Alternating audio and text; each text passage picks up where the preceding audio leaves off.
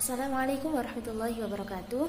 Perkenalkan, nama saya Aminah Rahmasari, mahasiswi program studi Ilmu Al-Quran dan Tafsir kelas A semester 2 UIN Maulana Malik Ibrahim Malan.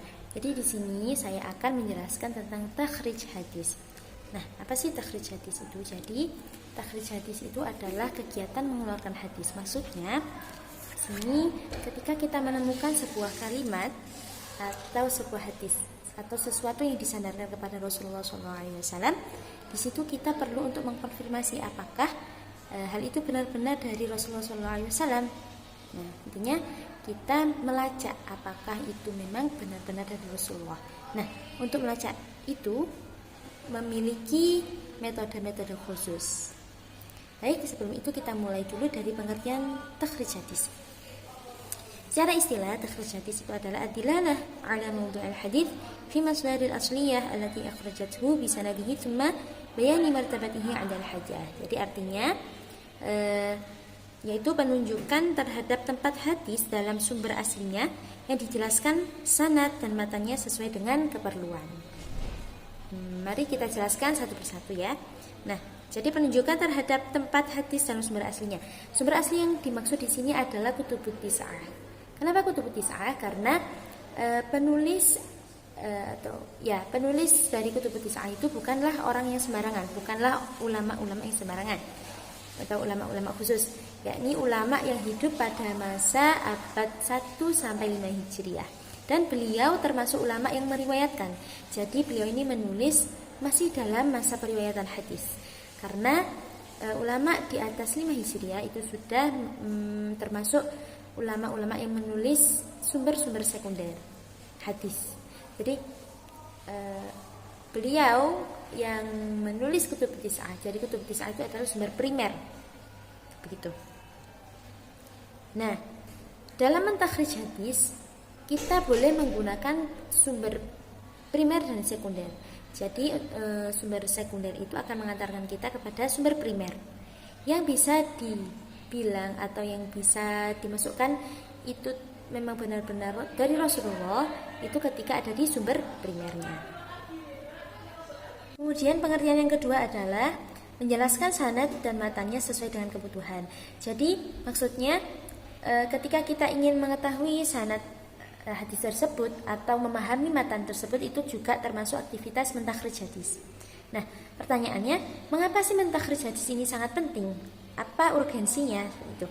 Jadi alasan yang pertama adalah meskipun hadis-hadis yang sekarang kita temukan itu sudah ditakhrij oleh para ulama, kita belum tentu tahu secara pasti hadis-hadis tersebut itu berada di kitab atau berada di sumber primer yang mana. Nah, kemudian yang kedua, meskipun satu hadis itu sudah dihukumi ini sahihkah atau dhaif oleh ulama-ulama terdahulu, itu merupakan hasil yang cukup subjektif karena setiap ulama itu terkadang memiliki berbagai perbedaan terhadap satu hadis. Ada yang menghukumi sahih, ada yang menghukumi dhaif, seperti itu. Jadi kita perlu untuk mempelajarinya supaya tidak sembarangan dalam menisbatkan, kemudian dalam mengalamatkan hadis tersebut. Yang ketiga, antar hadis itu terkadang saling menguatkan. Jadi ketika ada satu hadis yang menurut Imam A itu sahih dan menurut Imam B itu dhaif, nah kita bisa mentemakan atau menjadikan itu sebagai satu tema, kemudian mengetahui oh ternyata ada yang menghukumi dhaif, ada yang menghukumi sahih. Tapi hadis yang sahih ini tidak akan kalah dengan hadis yang dhaif. Jadi sifatnya hadis sahih ini menguatkan. Nah, yang keempat adalah kita tidak menjadi sembarangan dalam menisbatkan segala sesuatu kepada Rasulullah karena itu dilarang oleh agama. Kemudian dalam mentakhrij hadis kita perlu melakukan beberapa metode atau langkah-langkah. Yang pertama, pasti kita menyiapkan dulu hadis apa yang akan kita teliti. Kemudian kita juga perlu menentukan dari segi apa kita akan meneliti hadis tersebut, apakah dari segi matannya ataukah meneliti keberadaannya dalam kutubut tis'ah, di antara kutubut tis'ah, ataukah dari segi periwayatannya. Setelah kita menentukan itu, kemudian kita perlu juga menyiapkan sumber-sumber apa saja yang akan digunakan. Apakah sumber sekunder yang perlu disiapkan, itu perlu kita tentukan. Kemudian untuk metode mentakhrij hadis sendiri ada 4. Yang pertama, berdasarkan nama sahabat, perawi sahabatnya. Ini bisa dibantu dengan kitab musnad, kitab atrof. Nah, kitab-kitab tersebutlah yang menjadi sumber primer. Kemudian yang kedua, dengan mencari melalui salah satu kalimat matan. Yang ketiga, dari kalimat atau penggalan awal matan. Dan yang keempat adalah dari tema hadis. Nah, kali ini mari kita praktekkan bersama-sama bagaimana mentakhrij hadis berdasarkan penggalan awal kalimat matan menggunakan media digital. Mari kita cari keberadaan hadis ini dan dalam segi periwayatannya. Untuk menemukan keberadaan hadis tersebut di dalam kutubut tis'ah, kita bisa menggunakan aplikasi Jami'ul Kutubut Tis'ah. Aplikasi ini bisa membantu kita untuk menemukan di manakah keberadaan hadis tersebut di dalam kitab induk hadis atau kitab primer. Setelah muncul, klik icon ini. Kemudian di sini bisa kita ketik penggalan matan hadis, penggalan awal matan hadis. Contohnya khairukum man ta'allamal Qur'an. Nah, di sini akan muncul hadis tersebut berada di kitab primer yang apa saja. Nah, ini ada kitab Sahih Bukhari, kemudian ada kitab Sunan Abi Dawud, dalam kitab Sunan At-Tirmidzi, kemudian ada dalam Sunan Ad-Darimi, dan dalam kitab Musnad Imam Ahmad. Nah, inilah yang disebut dengan takhrij hadis. Jadi kita menemukan keberadaan hadis tersebut di dalam kitab primer. Setelah itu, ketika kita akan mengetahui bagaimana hadis tersebut, kedudukannya, kemudian nomornya, bisa langsung kita klik, misalnya ini. Nah, sini akan muncul secara lengkap, mulai dari kedudukan hadisnya itu hadis marfu', kemudian nomor hadisnya, dalam bab apa, di sini sudah lengkap, dan ini ada keterangannya juga.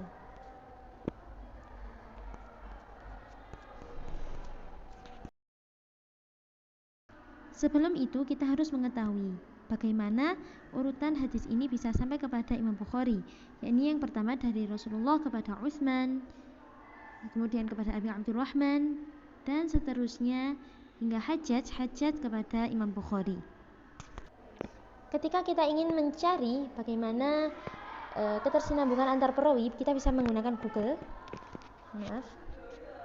Kemudian misalnya kita akan mencari bagaimana apakah benar Imam Bukhari ini mendapatkan hadis dari Hajjaj. Nah, bisa kita ketik langsung seperti ini. Kemudian saya memilih web ini, dan ini direkomendasikan karena di sini telah tertera secara lengkap bagaimana biografi, kemudian guru-gurunya, murid-muridnya, jarh wa ta'dilnya. Nah, ketika kita melihat dari hadis tersebut, dapat disimpulkan bahwa Imam Bukhari mendapat dari Hajjaj. Maka yang paling mungkin untuk melihat bagaimana ketersinambungannya adalah kita bisa menemukan Imam Bukhari dalam kolom muridnya. Dan perlu kita ketahui bahwa Imam Bukhari memiliki nama asli Muhammad bin Ismail bin Ibrahim. Muhammad bin Ismail bin Ibrahim. Nah, ini dia. Kita mencari hubungan antara Hujjaj dengan Syu'bah. Artinya Hujjaj menerima dari Syu'bah, maka yang paling mungkin Syu'bah bisa kita temukan dalam kolom gurunya. Syu'bah. Nah, ini ya teman-teman. Thiqah, hafil, mutqin, abid ini. Setelah itu kita akan mencari bagaimana hubungan antara Syu'bah dengan Alqamah. Nah, kita bisa mencari di sini, pilih menu yang riwayah. Dan jangan lupa filternya jami' atau dalam semua kategori. Di sini bisa kita ketik Alqamah.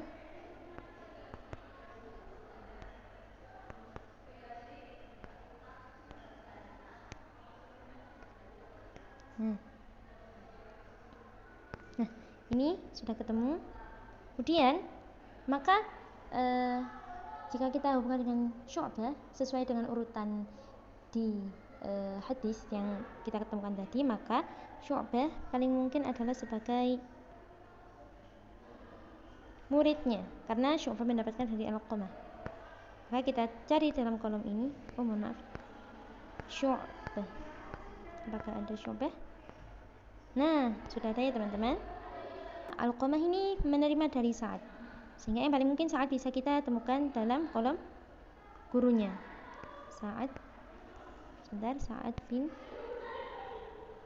bin Ubaidah. Mari kita cari Sa'ad bin Ubaidah. Nah, ini fiqh ya. Nah, berarti bersambung. Selanjutnya, kemudian kita akan mencari bagaimana Abi Abdurrahman kepada Utsman bin Affan. Nah, bisa kita melalui ini. Ketika kita tidak menemukannya dalam mausu'ah, bisa kita klik ini untuk mencari informasi. Nah, di sini ternyata tertera bahwa beliau berguru kepada Utsman bin Affan. Nah, setelah diambil data, maka dapat disimpulkan bahwa hadis tersebut dari segi sanad bersambung dan terdapat di Sahih Bukhari sanadnya bersambung.